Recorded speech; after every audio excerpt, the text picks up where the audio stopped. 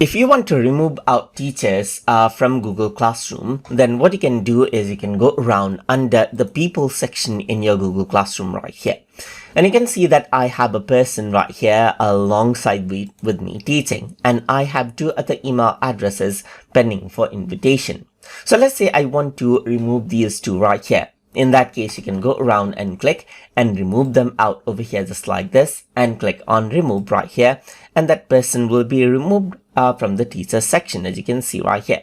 Similarly, you can go around and click on this right here and remove this out as well, just like this. So that is simply how you can remove out the teachers from your classroom.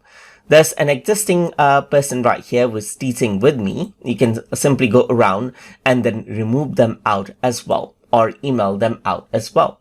So that is what you have, and you can go around and invite out teachers again if you wish right here, just like this, whenever you want, even after you remove them, just like this.